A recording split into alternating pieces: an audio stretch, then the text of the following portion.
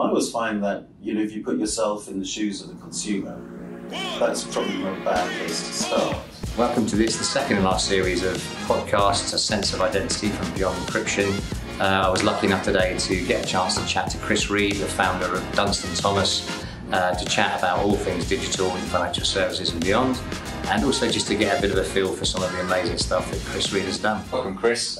Chris Reed, founder of Dunstan Thomas. Dunstan Thomas provide a whole ream of interesting technologies to the financial services sector: investment, savings, retirement. Thanks for joining us on the latest podcast. When I was trying to decide what we should be talking about today, I guess both of us have been in the sort of digital industry and known each other, in fact, geographically being quite close to each other for a long time as well, business-wise. For me, a fascinating theme is around the type of kit you provide to your customers has to take into account a very broad demographic of individuals. And I'm intrigued to sort of get a feel, if we can, during this session, about how it is that you can try and ensure that no one's excluded through those processes and through that technology, because of course, what works for one demographic may not work for another. Yeah. So I don't know, I'd be interested to get your feelings interested. Yeah, well, traditionally, Dunstan Thomas has created kit that we sold on to effectively the manufacturing end of the market, so the providers, and in the past, of course, their key market space was through advice. Mm-hmm. So we didn't really have to worry too much in days gone by, really, about sort of usability. They would simply provide a spec and we would sort of deliver against it. So we got into the financial services marketplace, I guess, in 1996 through a relationship with James Hay. And it wasn't really until you get into the 2000s where sort of use of digital became sort of more part of not only the advisor toolkit, but also the consumer toolkit.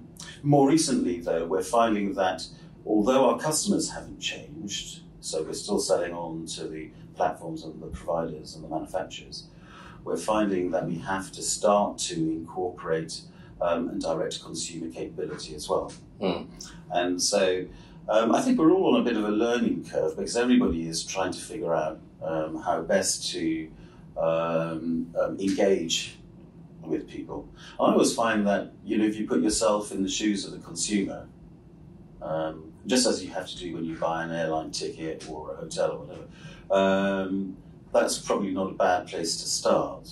And have the companies that you work with, you guys have got a massive experience across a lot of different engagements. And do you think, my experience has been that financial services has been less than willing or receptive to input from people that probably understand this better than they do? Has that changed? Are they being more consultative and willing to accept your experiences and things around that stuff? I suppose there's two angles to that question. Sort of, number one, and do they listen to us? Yeah. Actually, yes, now they do, because I think we've earned the right to, because we've just been around the block enough times. But there's another part of the question, which is, has the financial services marketplace been laggards in the development? And in some ways, I think what they've done is they've tried to follow the money.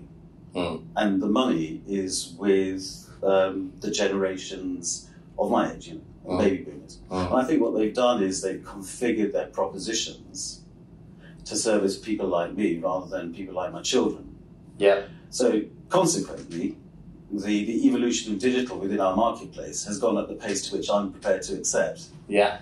So I think by design, financial services have been kind of slow into this market. And that's interesting in the concept of should I say, there's a piece you did about digital resistance, and I think it was baby boomers that you were focusing on there.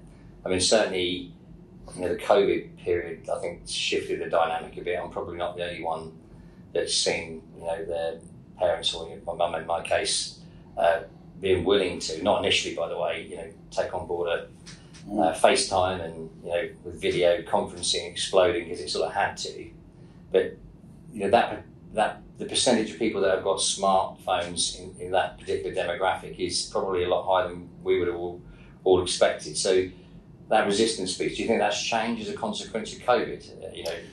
I think COVID has been a liberator in some ways, I suppose, in the adoption of things like FaceTime. I'm actually quite surprised because their generation seem to have skipped steps. So I've got an aged aunt-in-law in her mid-80s, and she can't do emails, but she can do FaceTime. Right. If you see what I mean. So it's she skipped a technology surge, and she's gone straight into it. Obviously, COVID has been an enabler for more and more people to use the digital. But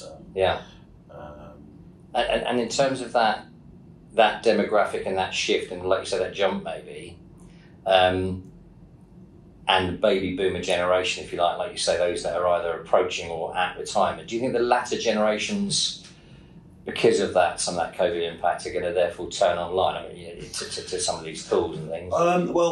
Certainly, I think online banking has been something which has changed people's behaviour. So people of my generation, clearly we bank online all the time. So that's been at the forefront. As far as tools are concerned, I spent actually the weekend sort of just trawling the internet, looking at some retirement tools, just for a little bit of market information, just see what other people are doing. So I had a look at the Aberdeen tool. Really interesting, that one. You kind of go onto it and you fill it out, and then you get bombarded with text messages and WhatsApp, and it's like, oh, really? Right. And so quite intrusive. Yeah, and so I think my reaction to it was all I wanted to do was to play with the tool. I really didn't want to be sold at that stage. Yeah. Then I had a look at another one by a startup called Guide, and so I had to play with that. And again, they haven't followed through with like an inundation of sales activity. So I think one of the things that I've noticed in my behaviour, at least, is that I'm quite prepared to go and use the tools, but sort of I'm not prepared at this stage to transact in financial services. Yeah. With airline tickets, prepared to use the tools, prepared to transact. Yeah, I guess it's potentially a less sensitive topic. I think people are still, in terms of the open banking side of it, things and what have you. For me, there's always felt like there's a bit of a Marmite subject. You either love or hate the idea of someone being able to give you more information by digging further into your. It actually makes sense being able to see what's in your accounts and what you're spending money on, and being able to dissect it and provide information. But for some, that feels a leap too far. For others, they're happy. I guess that's really what we're talking about.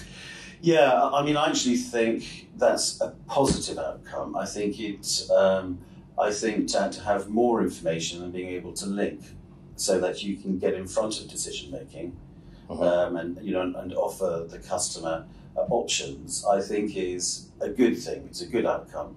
For me, I can absolutely understand why people would also find it intrusive and obnoxious. Say, well, hang on a second, who do you think you are trying to get in front of me, Mr. Digital? But I actually think it's a bit like the sort of Minority Report thing, isn't it? Yeah. The movie, and the ability to get absolutely, just to get in front of that decision to commit a crime. So the idea about getting in front of that decision to make a more informed call, I think, is a really cool thing. And I think you can only do that if you start to connect stuff. And understand it. I think you're right. Some of the stuff you're doing on Nigel, for instance. That's a perfect example of that digital vault kind of market where you've got Uganda and folks like that. Being able to capture all that digital, so you can create those correlations and connections. Such that you can get in front of people to say, actually, do you know what?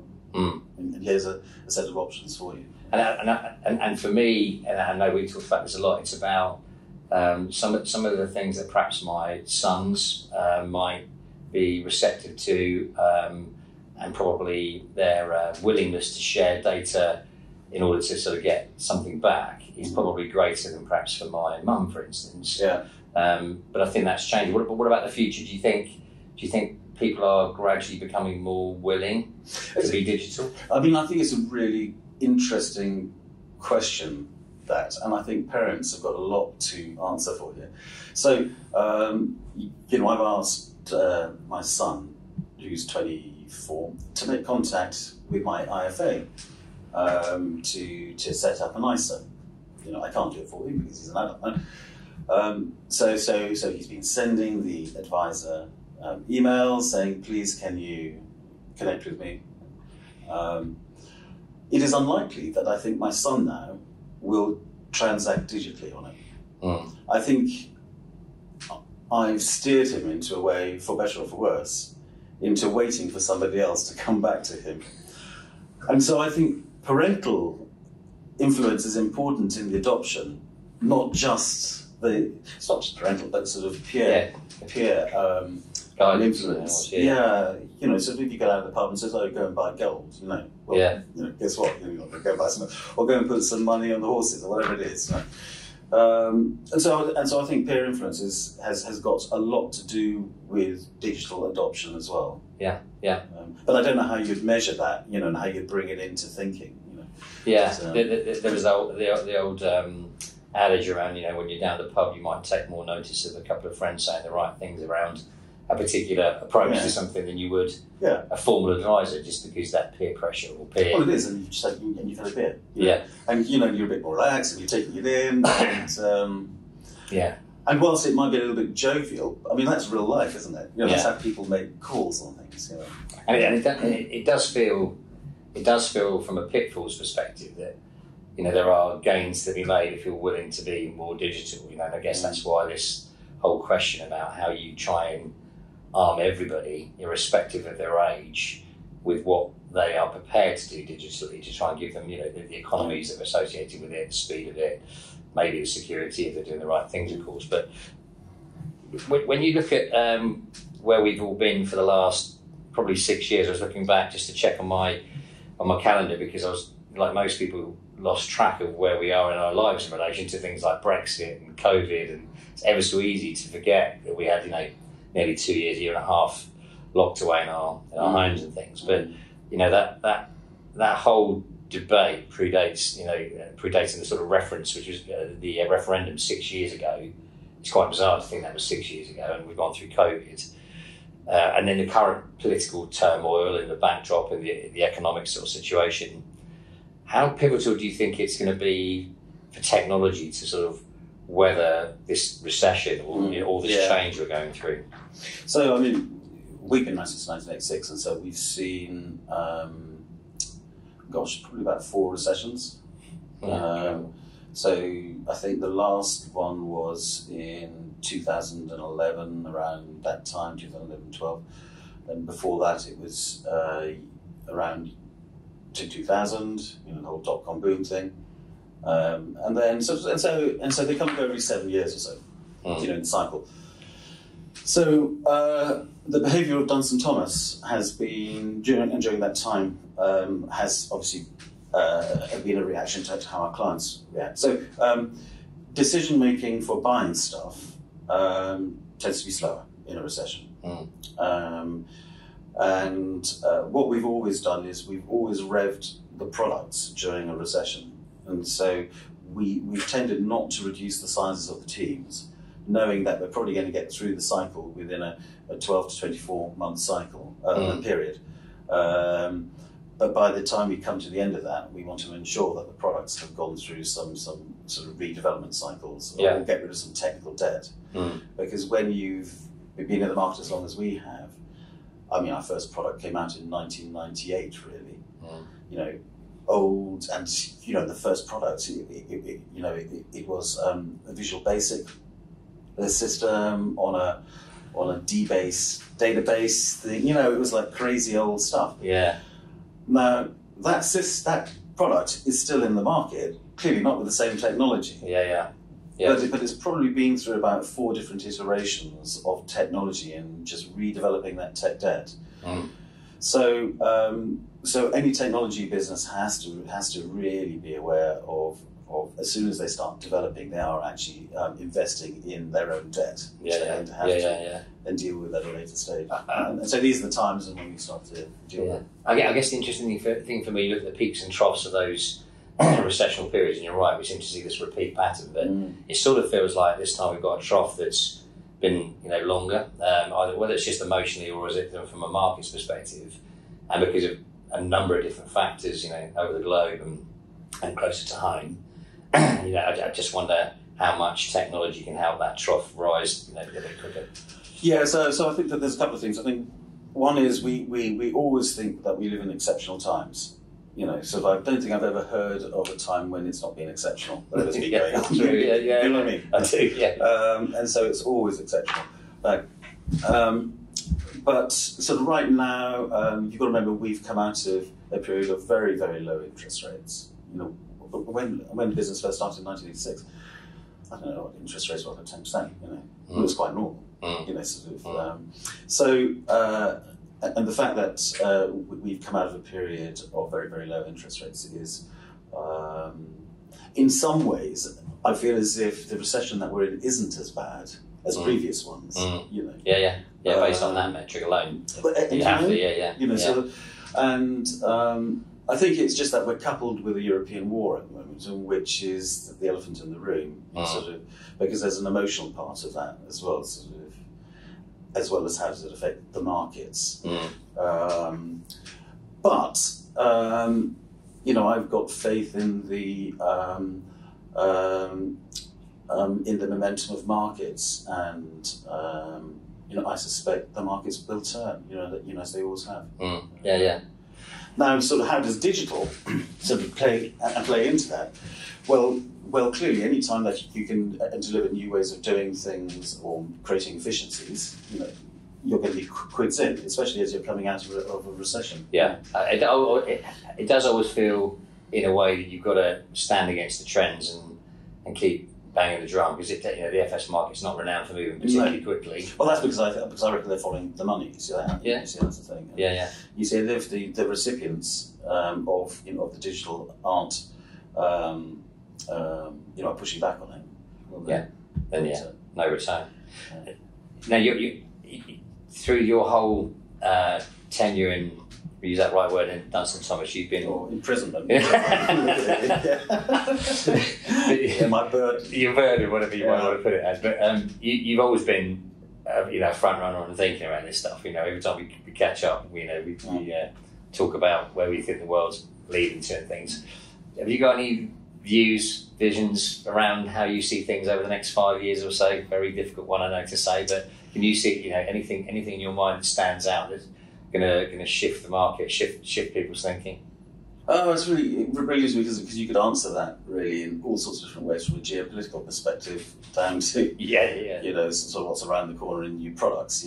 So I suppose if we focus in on financial services, I think we're in a kind of period now where interest rates are rising, guaranteed income is going to become more attractive. Because guarantees will clearly do better in higher interest environments. So I suspect we're going to see more and more sophistication in retirement propositions that mixes and blends guarantees with drawdown and that kind of thing. And I think we're starting to see that there's a few platforms which are already starting to offer it. The herd yet hasn't moved, although there are some big players now starting to talk about these things. And so I think that's something that's going to happen. And it always also feels, when there's a prolonged period of uncertainty and interest rates rise and annuitisation becomes, that becomes a much better angle from a guarantee perspective. Like you say, those markets then pick up. So for instance, you could buy an annuity with interest rates at 8% now. That's not bad investment, actually. And you would never, wasn't that long ago, you'd have never considered that, would you? Of course, the annuity market's still having to deal with the brand, and the branding issue. But I suspect it'll get over that. Of course. moving back onto Chris rather than just the FS market, because there's some bits that not enough people know about you. I'll embarrass you in a minute, but what one piece of advice would you give your two questions here actually? Your younger self, and two, people that are looking to join financial services, without swearing on the second one. Yeah. I mean, on the first one, I mean, so just look after your knees, I think, would be a good place to start, because as you get older, sort of, you don't recover, and so there's a physical thing, look after your knees and probably eat less. Would be, and that is much fun, though. Yeah. No. And do you know what?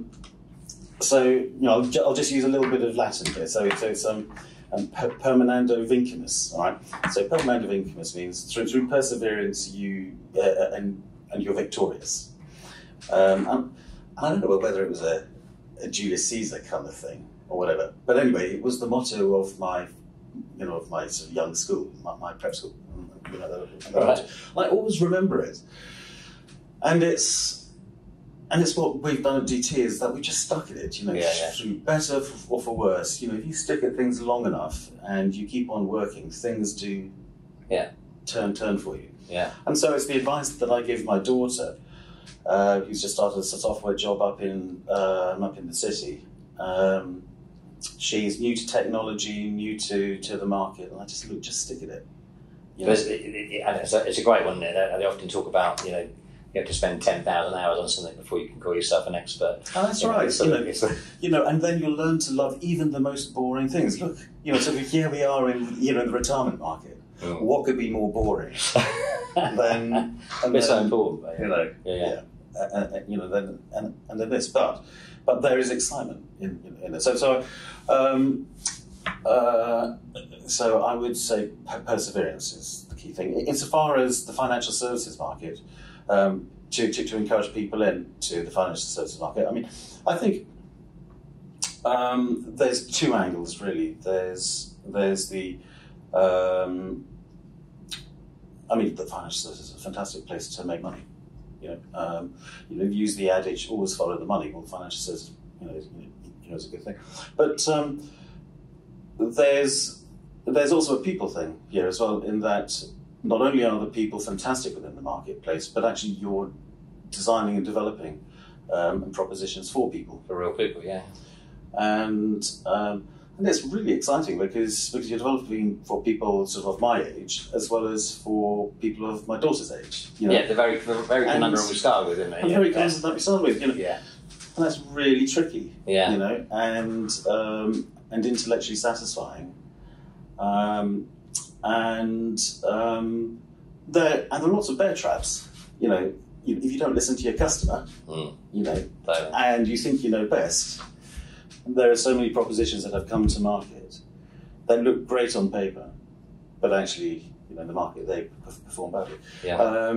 So I think there's a lot to be got from the challenges within the financial services markets, and notwithstanding the fact that you're doing great stuff for customers as well, and making a bit of money. Yeah, and the market's changing rapidly. I mean, I think someone mentioned to me once about retirement legislation that whether we've seen more change in retirement legislation than any other area geographically in the world.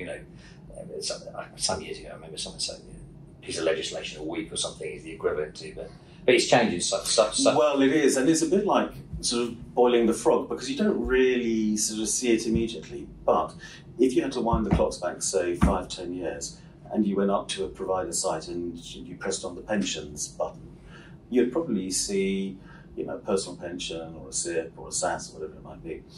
You do the same now, and now you're seeing sort of inheritance tax, you're seeing lifestyling issues, sort of lifestyling things, and that you can do retirement as well as the classic pension products, equity release. And you're seeing a much larger plethora of propositions, because I think the providers are now starting to understand what people really want, and so they're actually asking the question. And it's a much bigger mix, isn't it? It's a much bigger mix. Yeah. And so life is becoming more complicated for a provider now, because you're no longer within the the tram lines of just being a SIP provider. Yeah. You used to look at the SIP market actually, sort of, and how it's consolidating, because it has to consolidate, because it seems as if there's no further growth in that single market. You've got to kind of extend yourself outside of that. I think Mattioli Woods is a good example. If you go to the Mattioli Woods website, again, 5 years or so ago, it was just about SIPs. Now it's about the press and stuff. Yeah, that makes sense. Yeah. So, lastly, in terms of, say, Chris, as opposed to the financial services Chris, one of the areas that I think is really fascinating and not enough people know about is you started some years ago the Singing Gorilla Project Foundation in Uganda. Mm. And I know during COVID you published a whole series of essays and pictures and stories with personalities out there that also gave you an opportunity to talk about how that experience has reflected on your business life and perhaps the struggles they have with day-to-day living and all those things. I just think it'd be really fascinating to, one, in your words, tell us how the hell you got involved with that in the first place, just the most extraordinary thing, what you've done out there. And then also possibly how that, what your thoughts are in terms of how that's affected your business leadership and thinking, because it's an amazing project. Yeah. So I started that, I was going to call it a business, but I suppose in some ways it is a business. But I started that in 2014. My wife signed up to do a trek to go and see the mountain gorillas. And so she paid the deposit, and it was actually on a women's charity sort of event. So she signed up, and then she paid the deposit, and then noticed that there was camping involved, and that there weren't hair dryers available in the middle of, And were you not worried about that? No. So I said, look, I tell you what, I'll do the trek for you, and you can go off to wherever you want to go. So I turned up to this trek, and I'm one of 2 men with 30 other women. And so it was quite daunting, sort of I can absolutely empathise with women who come into a male-dominated world. I was, a man, sort of short and fat, coming into a women-dominated world, but actually it was absolutely fine. So we did our trek, and it was about a 5-day trek, and we ended up in this village called Nkaringo in the very southwest of Uganda. So between the Virunga volcanoes, bordered with Rwanda and DRC, and then the windy, impenetrable forest where the mountain gorillas are. And so I went to do the mountain gorillas, and I just sort of fell in love with the place, because it sort of, not only is it an amazingly beautiful part of the world, it's at 2,500 meters in altitude, and so you don't get that intense heat. It's like a nice English summer's day, and the scenery is actually more like Devon than it is to the Serengeti, if you see what I mean. So anyway, I fell in love with this place, and we decided after a few drinks in the local bar to set up a music school, as you do. And a couple of the locals said, yes, that's a really good idea, and so we set up the music school because, of course, what we wanted to do was to create a language which was common between both the people in the West and the people over there.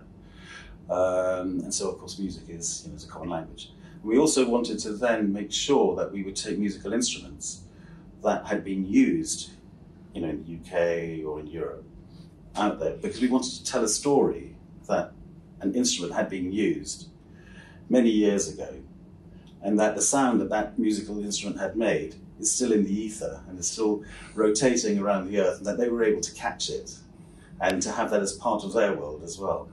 And so it was like a connection from the past to the present. And so, it had a very beautiful kind of story associated with it, Anyway, and once they got bored with that story, they said, well, actually, really what we need are water tanks. Practicality. And so we then started to install water tanks. These are 3,000 litre and 5,000 litre water tanks. And so what we would do is we would create and cement foundations, place the water tank, and then we would get some guttering off of the roof such that when it rains, and it rains quite a lot, and to fill up the water tanks. Because, of course, in this area there's no running water, and there's no electricity and hardly any roads. So today we have over 80 sort of tanks dotted around the area. And we put these stickers on them. Actually, I've tapped up a few people in the financial services marketplace to sponsor them. And so, and you can be walking down a little mud track somewhere, and you'll see someone's logo. And you see somebody's logo, sort of from the financial services. What the hell is this doing in the middle of, Uganda? But it's not. It's moved on from there a lot, isn't it? I mean, having sort of, from what I could gather, a whole ecosystem and a village and a means of earning and living and educating. Yeah. I mean, we employ over 20 people. Well, probably about 30 people now, because we've built a hospital. We've built classrooms and schools, and then we also have to construct latrines as well. So, and the way you construct latrines out there, or traditionally, is you simply build a pit, and then you put planks over the top, and then when it's filled, you then have to build another pit. And so what we've started to install are these things called bio-toilets, where effectively and we tend to put them into schools such that the effluent then gets turned into methane. The methane then powers gas into a kitchen. Then the effluent eventually turns into fertilizer. Yeah. And so it's this amazing cycle and that we have. But I think you said to me that it was this year. I'm sure you said that the hospital went live and you had your first births out there and everything. Yeah, this was so it was the maternity ward opened on the 9th of July, and then on the evening of the morning of the 10th, we got a telephone call to say, hey, we've got our first baby, and so we rushed there. That was about 6 o'clock, and there we were with the mum who had just given birth. So she was clearly not particularly enamoured to see us, but tolerated our presence as we were taking pictures of her and all this. And so her baby was called Precious. Fantastic. Precious. Yeah. What an amazing project, though. Yeah, incredible thing to do. And so since July, of course, we've had many babies born there. Yeah. Amazing legacy. Yeah. The thing is when you're doing it, you don't really think about anything other than the present. Yeah. And dealing with sort of what you're faced with. I mean, and coming to sort of how have I used that within DDT. I mean, it's. I think it's probably a question that you'd have to ask members of staff here to sort of do a compare and contrast. But I think working out there is you're having to deal with the here and now, and you're having to deal with such difficult, stark issues. So a classic one would be, there's so many stories. There's a guy called who turned up at our, and I'm not sure that you're going to be able to release this piece, but anyway, he turns up at our house, and so I've got a house out there called the Volcano House, and because it overlooks the volcanoes, and he turns up and he says, look, I don't suppose you can help support me to go to hospital because I'm not able to pee. And so I asked him, so for how long has this been? He says, since I was 10 months. And this guy's 25. And so he pulls out of his pocket his urine pouch. And so at that point, you then have to make a decision. Do you support this guy or do you not? Knowing that if you didn't support him, well, he'd never be able to have a family. And so he has a restricted urethra. Yeah. So it's a relatively straightforward operation to and sort out. So and so you have to think very, very quickly on your feet. And so I said, look, I'm prepared to support you, but I need you to pay. No, of course he doesn't have any money. So what I asked him to do was to follow my colleague on some of the installations they were doing for solar. Yeah. And then to learn how to do it, and then to give his labour for free. for a period of time. So by doing so, he learned a new skill. That's right, yeah. And he got his P fixed up. Yeah. You know, and so he's able to. And so now he's contributing. He's contributing as well. And so you have to think very, very quickly about your decision making, because if I had turned around and said, "Yeah, no problem, I'll just pay for you," I've then created a dependency. Yeah. And so I would have created a different problem. Yeah, yeah. So I think what happens is you become a lot more understanding of your impact in your decision making. Yeah. So the shadow that you cast. Yeah, yeah, has a consequence. Has a consequence. You know, as it does with everything else. Yeah. And so you have to really sort of be respectful of your own decisions. You know? Brilliant. Absolutely fascinating. I just hope that message and what you're doing out there and have done out there gets out to more people when they watch this podcast, because it's just a fascinating and extraordinary. I mean, I've made so many mistakes out there. Yeah, but so many mistakes. I mean, another classic one is sometimes if you're driving along the roadside and you'll see 4-year-olds or 5-year-olds sort of breaking stones, you know, and what they're doing is they're taking a large piece of limestone and just making it into smaller pieces, you know, and they've got some hammers and they're really going for it. And clearly they're kids, you know, they're 4-year-olds, 5-year-olds. And when you stop and ask them, and why are you doing this? They says, well, we have to do this because otherwise we won't get fed in the evening. So your normal reaction would be to simply give them, you know, a couple of dollars or whatever it is that you give them. However, you know they'll be back the next day doing the very same thing. So you've then got to think about, well, how do you solve that problem? Yeah. Because it's not just as simple as plastering over something. There's no temporary fix, yeah, yeah. So, for instance, you know, when we go full circle and we talk about technical debt, you've got to deal with the root issue rather than just putting a bit of lipstick over some old tech, for instance. Yeah, yeah. Amazing the lessons you learn, yeah. Yeah, it is, you know, so you've really got to think deeply about things. Yeah. And the, you know, and the influence that you have as well.